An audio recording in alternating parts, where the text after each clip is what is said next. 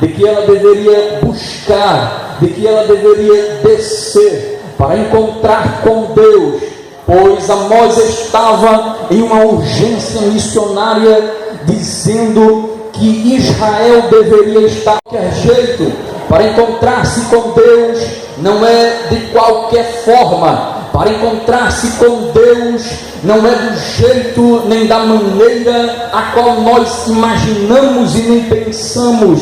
Amós, ele estava dizendo: prepara-te, Israel, prepara-te, nação, prepara-te, igreja, para encontrar com Deus não é de qualquer jeito, para encontrar com o Senhor não é de qualquer jeito. Ele estava dizendo: é tempo de descer, é tempo de se santificar, é tempo de orar, é tempo de viver uma vida pautada em Deus, é tempo de fazer a diferença. Não é tempo mais de brincar, não é mais tempo de viver do jeito que quer viver, não é mais tempo de viver da maneira que quer viver, não é mais tempo de viver do jeito que quer, é tempo de se preparar, é tempo de se preparar, é tempo de se preparar. Quando eu falo de preparação, nós estamos vivendo em uma época diferente da época de Amós. Amós vivia na época antiga, na época em que o rei era Jeroboão, na época em que os profetas não tinham muita visibilidade para poder falar, nem muita autoridade segundo os seus governos. Mas vivemos hoje em uma época em que urge nos nossos corações o soar do toque do Espírito de Deus falando à igreja que é tempo de preparação. E quando eu falo de tempo de preparação, vem à minha mente uma mensagem de que Deus fala ao meu coração acerca da volta de Cristo, acerca do arrebatamento da igreja. A bem da verdade, muita gente vai vivendo a sua vida como se Jesus não fosse voltar. A bem da verdade, as pessoas vão pecando como se Jesus não fosse voltar, como se eles estivessem esperando Jesus para daqui a 10 anos.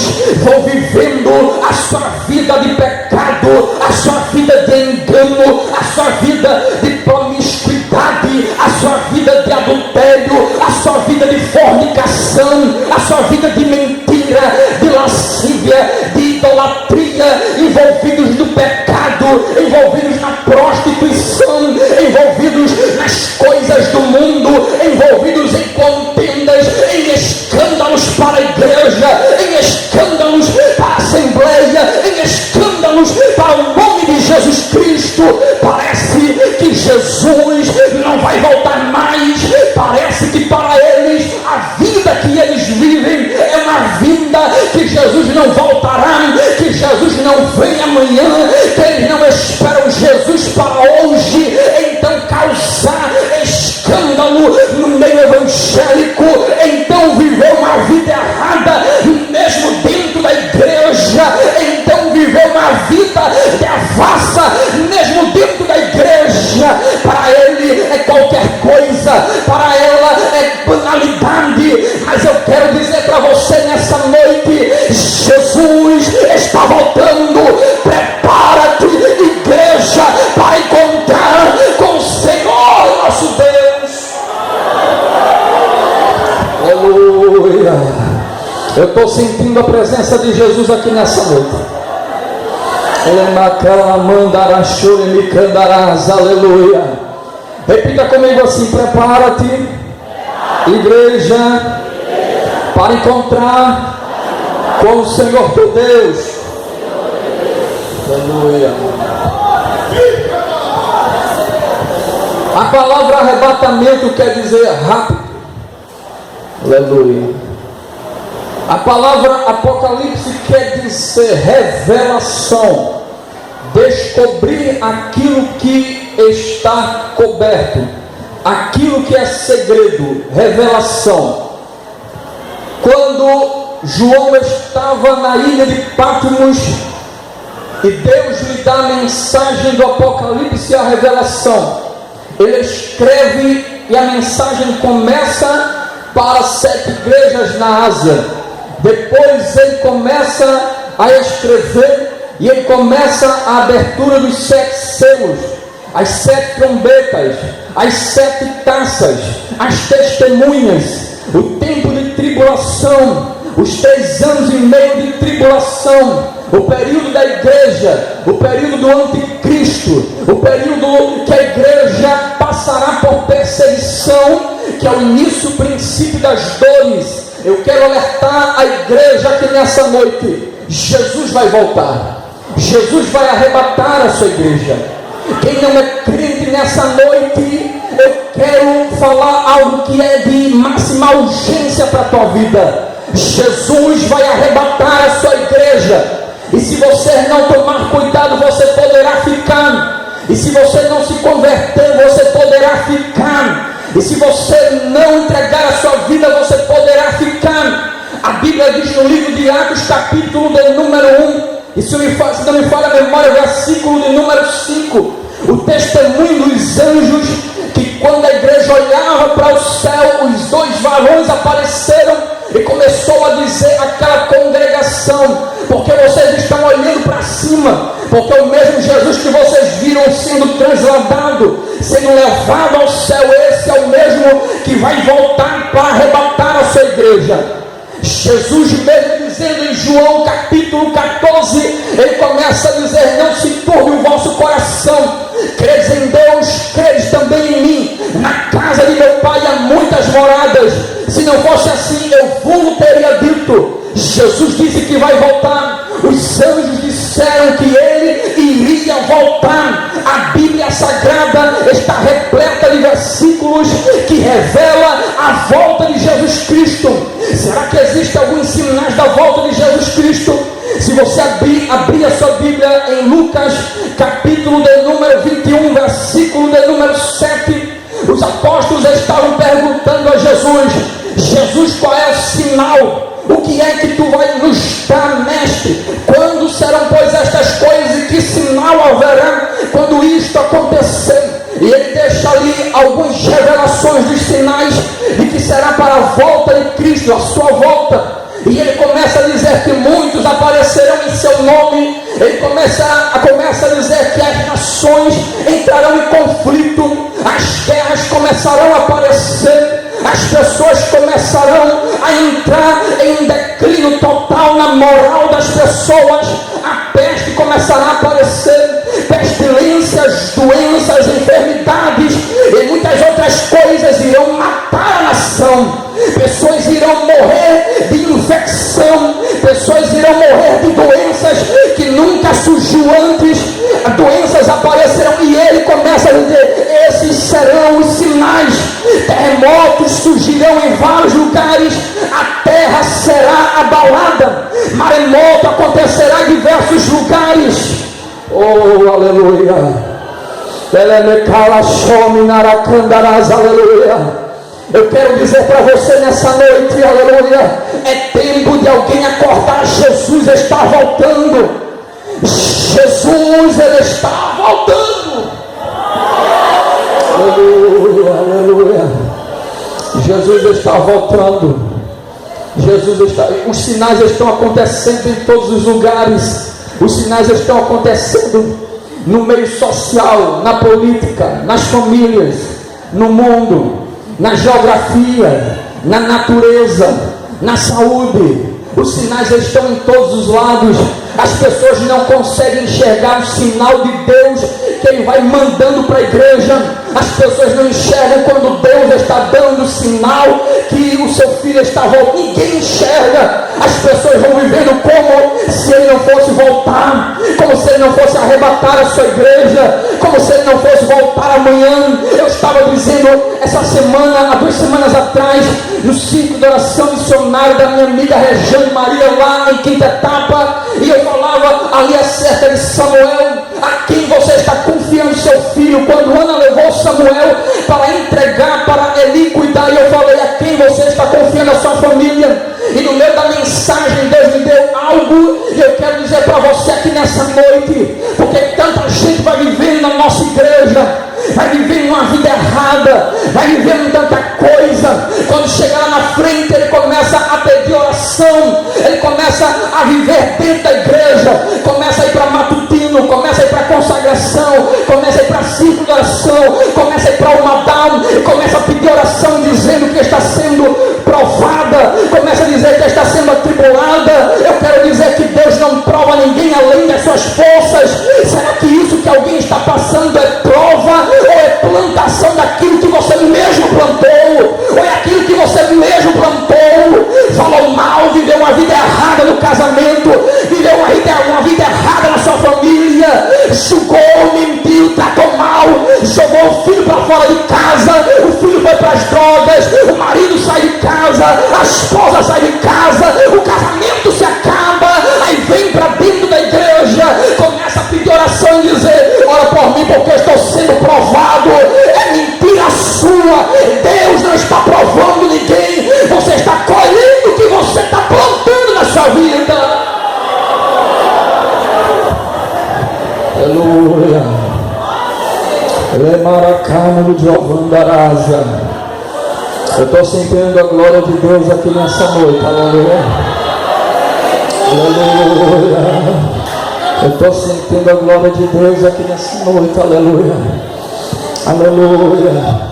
Quando será o arrebatamento? Mateus 24:36. Porém daquele dia e hora ninguém sabe, senão os anjos do céu, nem o Filho, mas unicamente o Pai. Quanto tempo durará o arrebatamento? Lucas 17:24 diz: como relâmpago sai de um lado, de uma extremidade à outra, como relâmpago sai de dentro do céu, do interior do céu, de um lado ao outro, e aparece em outra extremidade do céu, assim será também a volta do Filho do Homem. 1 Coríntios capítulo 15, versículo de número 52, vai dizendo, Paulo começa a alertar a igreja de Corinto acerca da volta de Cristo, por causa das dúvidas que haveria ali naquela igreja, por causa da batalha teológica que haveria. Ele começa a dizer, no momento, num abrir e fechar de olhos, ante a última trombeta, ele está dizendo, o arrebatamento será rápido, a volta de Cristo será muito rápido, ele voltará, será tão rápido que não dará tempo de alguém ir para a igreja e pedir perdão e se arrepender, não dará tempo de alguém correr e telefonar para alguém pedindo oração. É muito rápido, em milésimos de segundo, ante a última trombeta. Diga para quem está do seu lado, Jesus vai voltar. Não fala com autoridade, Jesus vai voltar. Aleluia. Glória a Deus. O arrebatamento da igreja é real. Paulo ele escreve também ainda, continuando ali em Coríntios, que o arrebatamento da igreja se dará primeiro. Quando a trombeta tocar, os mortos ressuscitarão primeiro. Depois nós, os que estivermos vivos, seremos transformados e levados juntamente com aqueles que foram transformados para o céu. Jesus está voltando. E eu quero dizer para você nessa noite, é uma mensagem que talvez alguém não aceita, é uma mensagem que talvez alguém não goste de pregar, é uma mensagem que talvez alguém nem queira falar, mas eu quero dizer para você, arrebatamento fala de uma vida de santidade, arrebatamento fala de uma vida de oração. Eu imagino o dia em que Jesus voltar, o dia em que ele raiar nas nuvens, o dia em que ele aparecer. Aqui no Brasil talvez, se for dia, no Japão será noite. Talvez se aqui for tarde, no Japão talvez estará amanhecendo. Mas eu quero dizer para você, Jesus está voltando, independente de data e hora, de dia ou de noite, ou de tarde, ou de manhã, ou de madrugada. É tempo de alguém vigiar, é tempo de o mundo acordar e saber que Jesus está voltando, e de que aquilo que a igreja está pregando não é uma história fictícia, não é uma história de livros escritas por pessoas que não tinham autoridade, mas a Bíblia é o livro de Deus, é a revelação de Deus. Por isso eu quero dizer para você nessa noite que veio aqui, que chegou em Maranguape no centro, que ainda não é crente, que ainda não tomou sua decisão para Cristo, Você está correndo risco de vida. Você está correndo risco de vida, de ficar quando a igreja for arrebatada. Porque no dia que a igreja for levada, todos aqui, eu creio, aqueles que estiverem com a vida no altar, serão levados, serão arrebatados, serão tomados à força. Não ficará ninguém aqui, só ficará as roupas, porque a Bíblia diz que quando a gente chegar lá, a gente vai chegar vestido de branco, aleluia. Então nada daqui da terra vai subir, nada daquilo que a costureira costurou para você vai subir, nada daquilo que a fábrica de sapato fez vai subir, aleluia. Nada que os alfaiates fizeram para ter você bonito vai subir, aleluia. Eu imagino o arrebatamento da igreja, Jesus voltando, a trombeta tocando nos quatro cantos da terra, Jesus arrebatando a igreja, a notícia ecoando pelos quatro cantos, a notícia chegando no Brasil, o fantástico noticiando e dizendo: desapareceu da terra um povo diferente, desapareceu do Brasil um povo barulhento, e as notícias se espalhando pelo SBT, as redes de internet, o Google, o YouTube, a internet noticiando e dizendo: desapareceu a igreja no Brasil, desapareceu. De repente, chegando notícia do Japão, a igreja no Japão desapareceu, e os repórteres dizendo: vamos ver o que a gente enxerga por aqui. E chega dentro da igreja, Assembleia de Deus em Maranguape, no centro, a Globo entrará por essas portas, procurará o ministério da igreja. Chegando aqui, eles vão encontrar um pouquinho de roupa aqui, um pouquinho de terno ali, o sapato da irmã ali, um punhado de roupa aqui, a Bíblia caída ali. Ele, Jesus, vai arrebatar a sua igreja. Você pode adorar, você pode adorar.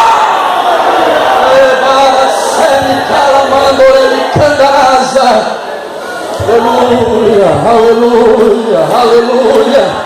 Ah, mas eu imagino aquele dia que aquela irmãzinha, Marcelo, aquela irmãzinha que foi tão mostrado a palavra, aquele rapaz que tanto pregaram para ele, aquele jovem que não deu ouvido à palavra, naquele dia correrá para Maranguape, no centro, irá chegar aqui e dizer: eu quero ouvir aquele pregador, aquele pastor Magricelo, aquele pregador Altão, aqueles presbíteros. Vai chegar aqui, vai ter meia dúzia de crente, alguém que não viveu, alguém que pregou e não viveu, alguém que cantou e não viveu, alguém que ensinou e não viveu. Vai chegar aqui, vai encontrar as portas abertas, alguns crentes talvez tentando arrombar a porta para entrar, e quando chegar aqui, se o pregador ficar, alguém vai dizer: vai, pregador,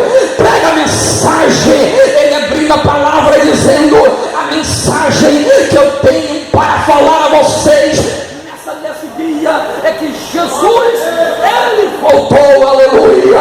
Jesus, ele voltou. Oh meu Deus, que mensagem aquele pregador depois do arrebatamento vai pregar, aleluia. Ele vai repetir, ele vai abrir a sua Bíblia e vai dizer: Jesus voltou e a porta da graça se fechou, a porta da graça se fechou, a porta da graça se fechou.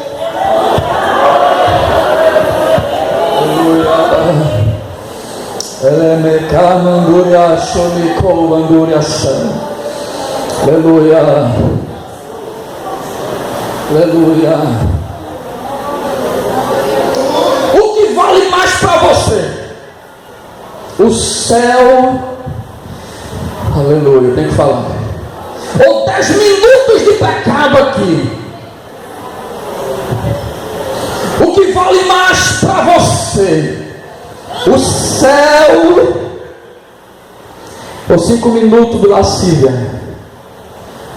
O que para você, aleluia, o céu ou ficar aqui na terra. Aleluia. Eu quero dizer para você nessa noite, cuidado para você não perder sua salvação. Cuidado para você não perder o céu. Você pode perder o céu, mas do inferno você não escapa. Você pode perder o céu, mas do inferno tu não escapa. E isso é mensagem? Se você não for para o céu, você vai para onde? Aleluia. Para chame comando ela me dobe a chaio anduri chova sarabaca. Aleluia, aleluia, aleluia. Eu quero dizer para você que eu acredito e creio na Bíblia que o céu é muito melhor. Por isso eu tenho algo de Deus para dizer para você. E com a Bíblia na mão eu vou falar isso com tremor e temor. Porque o Espírito de Deus me autoriza a dizer: hoje é o dia de você parar com a sua vida de pecado. Hoje ajudou a outro a se levantar. Por isso nessa verdade dói, aleluia. O Espírito de Deus nessa noite, eu sei que está falando a muitos corações aqui nesse lugar. E eu sei que tem pessoas que chegaram aqui que precisam urgentemente correr para os pés de Jesus. Urgente. Tem pessoas que chegaram aqui que precisam correr para os pés de Jesus. Porque se você morrer hoje, você não sabe para onde vai. Porque você não tem paz. Porque você não tem alegria. Porque você não tem salvação. Porque você ainda não entregou sua vida para Cristo. Porque você ainda não faz parte do corpo de Cristo. E que se você morrer sem salvação, o caminho não é um caminho para o céu. E que se você morrer sem Cristo, você não vai para o céu. Alguém pode acender uma vela para você no primeiro dia. Alguém poderá acender uma vela para você no segundo dia. Alguém poderá fazer uma missa para você de sétimo dia. Alguém poderá fazer missas, cultos e celebrações todos os meses. Mas a Bíblia diz lá em Hebreus capítulo de número 9, versículo de número 27, se não estou enganado, que após a morte segue-se ao juízo. Ao juízo de Deus. Para onde você vai? Não mente um ditado aí que todo caminho leva a Deus. Não mente. Como você vai se encontrar com Deus? Como? No juízo, sendo condenado para o inferno. Aleluia. Ou no arrebatamento, ou na ressurreição do corpo. Para naquele momento Jesus recepcionado na porta do céu, dizendo: vinde, as bodas do Cordeiro, festa no céu. Aleluia. Vai ter festa no céu quando você chegar lá. Vai ter festa lá. Se prepare que talvez aqui você não passou muita alegria, mas no céu vai ter festa para você. Aleluia.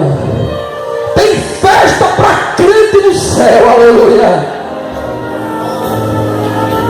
Às vezes a gente se inquieta tanto com tanta coisa aqui. Eu quero dizer para você: o céu nos aguarda. Uma vez eu estava no Rio Grande do Sul e tinha vindo em Santa Catarina. Fiquei na casa de um pastor. O filho do pastor estava com câncer. E postei na internet falando com o meu amigo Marcelo, dizendo: ora, vamos orar. E ele me fez uma pergunta naquele dia, que até hoje ele disse: ele é salvo? Aleluia. Eu disse: ele é salvo. Eu disse: então tá certo, fica calmo. Aleluia. Ele morreu, o filho do pastor morreu com 30 anos, 31 anos, foi para o céu.